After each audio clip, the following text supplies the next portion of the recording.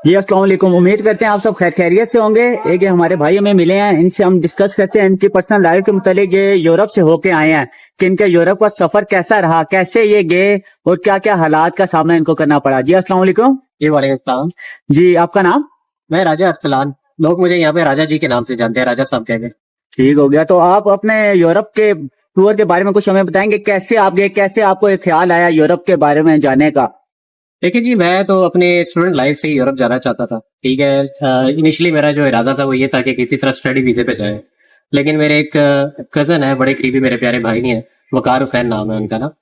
तो एक दिन वो किसी एजेंट से, कंसल्टेंट से मिल के आए, तो उन्होंने ना एक शॉर्टकट बताया। इनिशियली मैं बड़ा अगेंस्ट था इस चीज़ के। ठीक है, बड़ा क्लियर मैं आपको बता दूं, डंकी लगाने का रास्ता ना। तो प्लान उन्होंने मेरे साथ शेयर किया। आपको भी पता है कि कुछ चीज़ें होती है कि बंदा थोड़ा ना ग्रीड में आ जाता है या लालच में आ जाता है। तो उसका तरीक़ेकार उन्होंने मुझे सारा समझाया, क्या बेनिफिट्स मिलेंगे।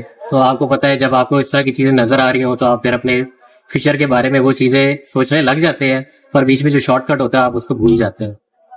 तो वो एक पाथ था जो कि हमने चूज़ किया, मैं और मेरा कज़न दोनों किया, और हमारे साथ ग्रुप में और भी तकरीबन को 20-25 लोग थे। ठीक हो। अच्छा, उस दौरान हुआ ये कि हमने शुरू में यहाँ पे क्वेटा के रास्ते हम ईरान में दाखिल हुए थे। ठीक है, जिसमें मैं और मेरे कज़न थे जो वकार साहब थे। तो ईरान के बॉर्डर से तो हमें कोई मसला नहीं हुआ, एजेंट ने मतलब हमें बॉर्डर क्रॉस करवा दिया। लेकिन इशू तब रेज हुआ जब ईरान से हमें अगले बॉर्डर को क्रॉस करना था। ईरान से हमने बाहर निकलना था। अब वहाँ पे जब बॉर्डर पे गए तो वहाँ की जो लोकल सिक्योरिटी थी उन्होंने फायर खोल दिया हमारे, जिसपे जो मेरे कज़न थे वकार हुसैन साहब, उनकी टांग पे गोली लग गई। अब प्लान हालांकि उनका था, मुझे बीच में मेरे कोई कॉन्टैक्ट्स नहीं थे एजेंट से, कंसल्टेंट से, सारे जितने भी कॉन्टैक्ट्स थे वो उनके थे। अब जो बाकी लोग थे वो एक अलग ग्रुप के साथ जा रहे थे। जो मैंने आपको इनिशियली बताया 20-25 लोग थे, वो एक अलग पार्टी के साथ चल रहे थे।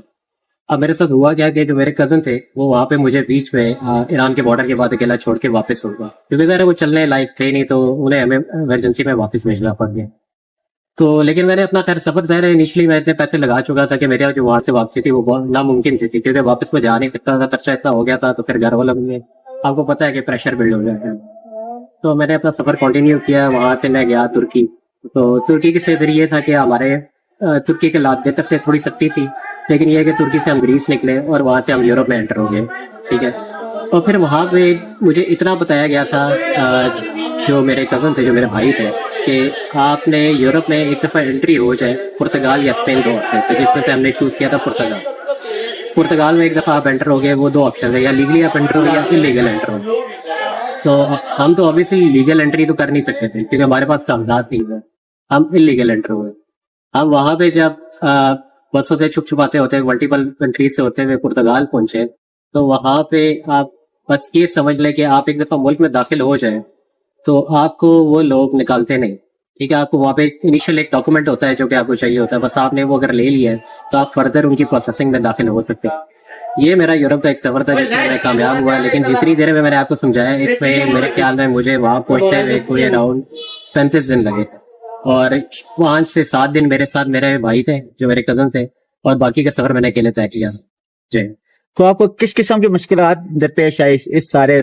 मुश्किलात कुछ ऐसी थी कि रास्ते में हमें, मतलब आप देख लें, मौसमी हालात बड़े गंदे थे। ठीक है, सैराब, जंगलात, इसके अलावा बारिश, तुर्की का जो एरिया था आगे बर्फबारी देखने को मिली।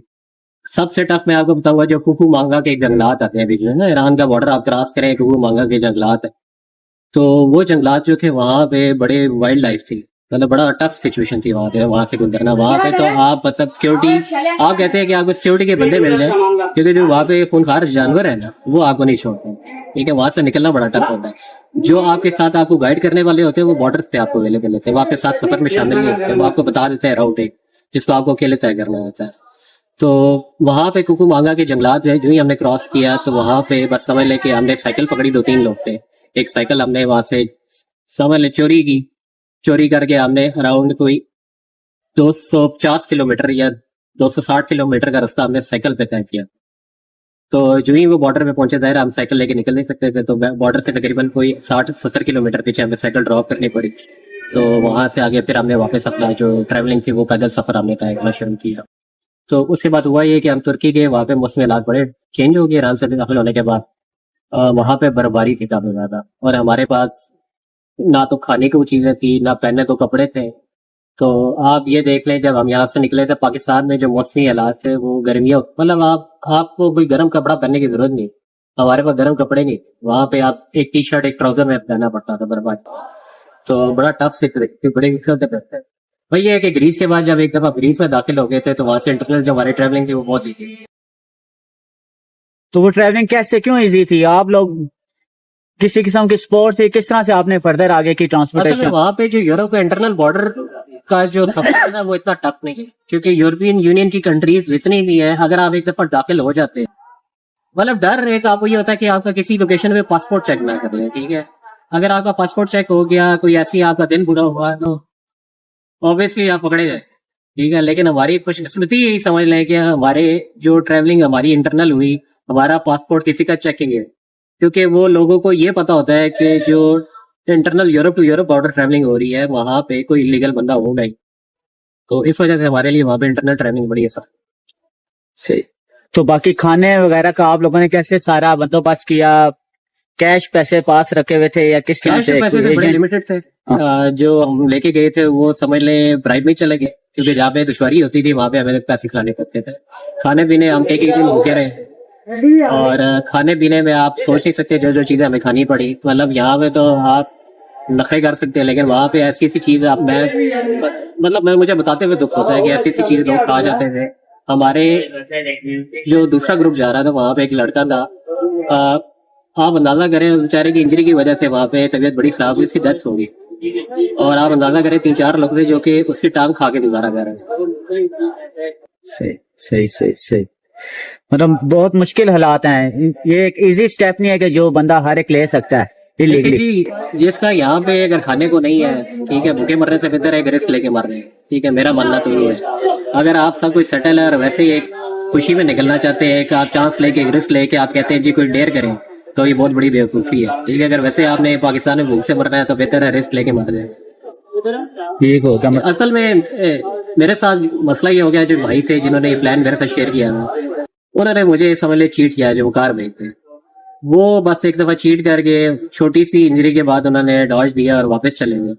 तो अगर आप कहें तो मैं आपको उनकी पिक्चर शेयर कर सकता हूँ, दिखा सकता हूँ, क्या कहते हैं आप? सही। नहीं, पिक्चर तो आप चले बाद में भी शेयर कर सकते हैं। तो बाकी अभी आप सेटल हो गए हैं कि आप वापस आ गए अपने मुल्क यहाँ पाकिस्तान? अल्लाह का करम है, मैं बस वहाँ पे इनिशियली जितनी मेरी डॉक्यूमेंटेशन थी वो क्लियर हो गई है। मैं अभी पाकिस्तान आया हूँ, यहाँ पे बड़े तकरीबन कोई 7.5 साल बाद मैं पाकिस्तान आया। तो वहाँ पर आप किस किस्म का काम कर रहे हैं? वहाँ के क्या हालात हैं? आपको क्या लगता है पाकिस्तान की और वहाँ के बाहर की लाइफ में क्या डिफरेंस है? अच्छा, मैं जब गया था वहाँ पे हमारे जो रीजन है वहाँ से लोगों का आना इतना ज्यादा नहीं, मतलब आते थे लोग। फॉर एग्जाम्पल अगर आज पाकिस्तान, इंडिया, नेपाल, बांग्लादेश, श्रीलंका से अगर 100 बंदा आ रहा है, उस टाइम शायद वहां से कोई 30 बंदा आता था, ठीक है। वहां पे काफी भीड़ हो गई है। इवन जो ये आउट ऑफ रीजन से आउट ऑफ कॉन्टिनेंट्स लोग आ रहे हैं, अब इंटरनल जो यूरोप में इलीगल सेटल लोग हैं, जो पुर्तगाल से बाहर है, वो लोग भी इधर का कर रहे हैं, ताकि क्योंकि यहाँ पे डॉक्यूमेंटेशन बहुत ईजी है। तो आप पहले कंपटीशन नहीं था, जॉब आपको मिल जाती, आपको एग्रीकल्चर की फील्ड में, आपको वहाँ पे जो रेस्टोरेंट्स हैं वहाँ पे, आपके सैलून्स में जॉब मिल जाती थी, ठीक है। आपको और जॉब वहाँ पे कई किस्म की मिल जाती। लेकिन आजकल कंपटीशन इतना है, क्योंकि ज़ाहिर है इतने लोग वहाँ पे, इतनी लेबर अवेलेबल है कि आपको आपकी पसंद की जॉब भी नहीं मिलेगी, आपको जो पेमेंट मिलेगी या जो आपको वो तनख्वाह देंगे वो बिलो एवरेज, आपको गुजारा वहाँ पे करना पड़ा टफ। सही।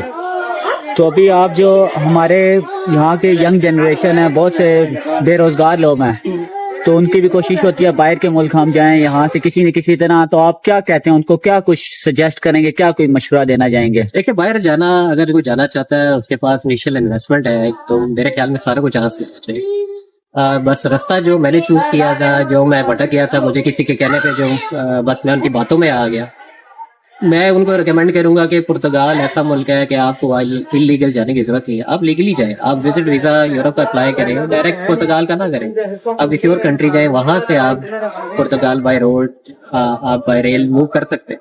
आप वहां जाएं, लीगल एंट्री कराएं, और वहां पे आप इलीगल वाले मसलों से निकल जाएंगे। आप लीगल एंट्री करेंगे, आपको एक तरह से प्रॉपर वहाँ की जो डॉक्यूमेंटेशन है उसमें गवर्नमेंट आपकी मदद करेगी, आपको सपोर्ट करेगी सेटलमेंट। तो आपको फॉरेन लोगों का कल्चर कैसा लगा? वो लोग कोऑपरेटिव हैं, कैसे हैं, फ्रेंडली हैं? क्या कुछ डिफरेंस आपको लगा वहाँ के हमारे लोगों में? जी बहुत फ्रेंडली है, बड़ा डाइवर्स मुल्क है, वही डाइवर्सिटी है, वहाँ से दुनिया के हर कोने से लोग आए हुए हैं। वहाँ के खुद के लोग बड़े अच्छे हैं, बड़े कोऑपरेटिव हैं, तो वहाँ पे बड़ा इजी है आपको ना वहाँ पे रहना, अच्छा गुजारा हो जाता है। लेकिन जो जिनसे आपको बचना है वो आपके अपने लोग, आपके अपने कॉन्टिनेंट के लोग हैं। सही। तो अपने लोगों का क्यों आप कहना चाह रहे हैं कि अपने लोगों से बचें? वहाँ पे अपने लोग जो है ना वो भी चीट करते हैं, अपने लोगों पे आप एतबार नहीं कर सकते। वो लोग हैं जो जिन्होंने पैसा कमाना है और आपसे ही कमाना, वो आपको घेर के ले जाएंगे, आपका 1 रुपए का काम 100 रुपए में करेंगे। जैसे कि आप कहना चाहेंगे agent mafia in short? Agent तो नहीं मैं कहता, वो एजेंट्स नहीं है, वो बस थोड़ा बहुत काम सीख के और एजेंट बन के आपको चीट करेंगे। उनकी नॉलेज उतनी उस लेवल की आई नहीं है जो एजेंट की है। ठीक हो गया।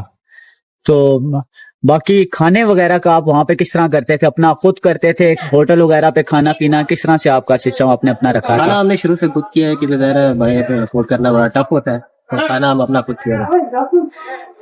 ठीक हो गया, चलें ठीक हो गया सर, बहुत बहुत शुक्रिया आपका। थैंक यू सो मच जी। अल्लाह अल्लाह हाफिज।